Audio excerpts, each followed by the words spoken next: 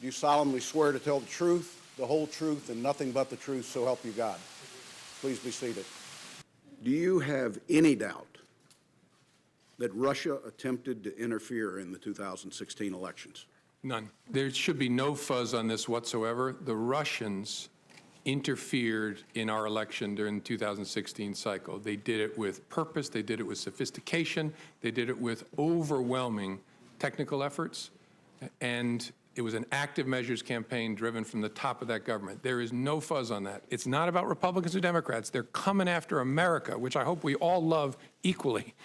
They want to undermine our credibility in the face of the world. They think that this great experiment of ours is a threat to them, and so they're going to try to run it down and dirty it up as much as possible. That's what this is about, and they will be back because we remain, as difficult as we can be with each other, we remain that shining city on the hill, and they don't like it. After that briefing, you felt compelled to document that conversation, that you actually started documenting it as soon as you got into the car. I was honestly concerned that he might lie about the nature of our meeting, and so I thought it really important to document. This was the only president that you felt like in every meeting you needed to document, because at some point, using your words, he might put out a non-truthful representation of that meeting. Now, that's right, Senator. And I, as I said in my written testimony, as FBI director, I interacted with President Obama, and I spoke only twice in 3 years and didn't document it.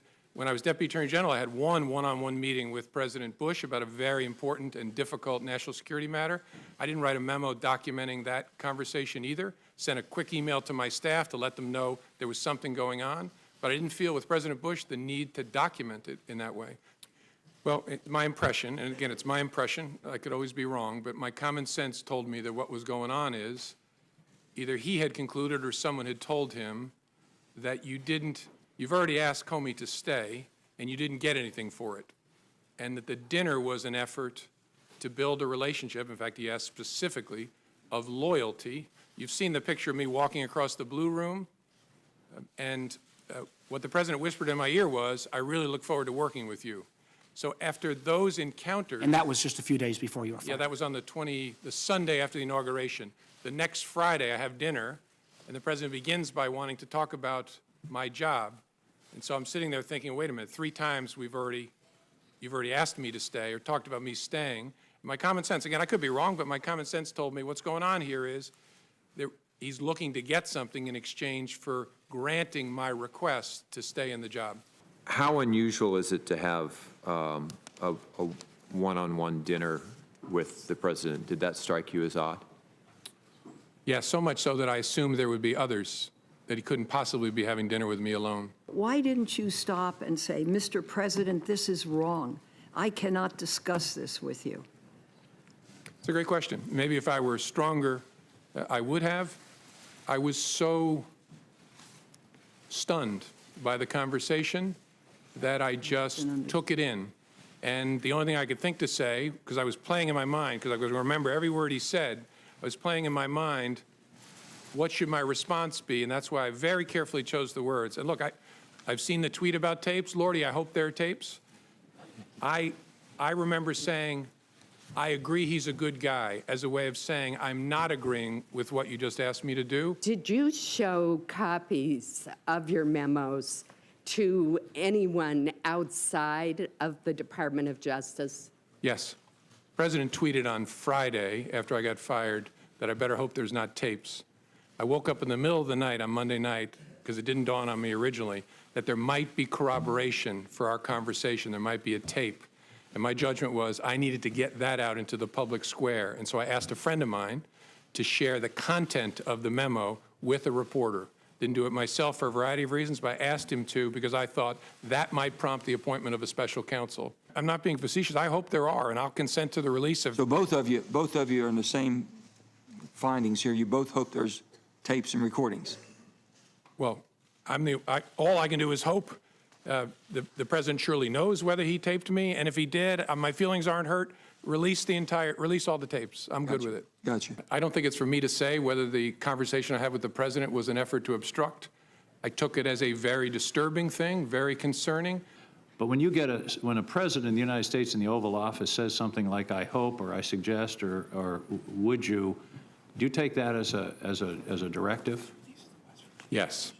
Yes, it rings in my ear as kind of, will no one rid me of this meddlesome priest? I was just going to quote that in 1170, December 29, Henry II said, who will rid me of this meddlesome priest? And then the next day he was killed.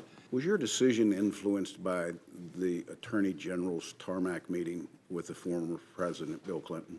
Yes, in a ultimately conclusive way. That was the thing that capped it for me, that I had to do something separately. And then you made a comment earlier about the Attorney General, previous Attorney General, asking you about the investigation on the Clinton emails, saying that you've been asked not to call it an investigation anymore, but to call it a matter.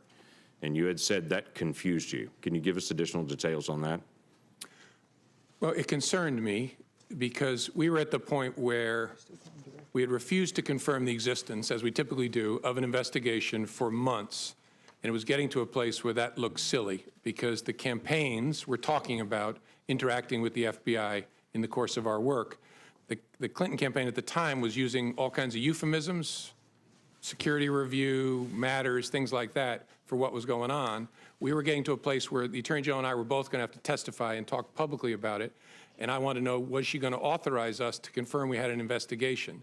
And she said, yes, but don't call it that, call it a matter. And I said, why would I do that? And she said, just call it a matter.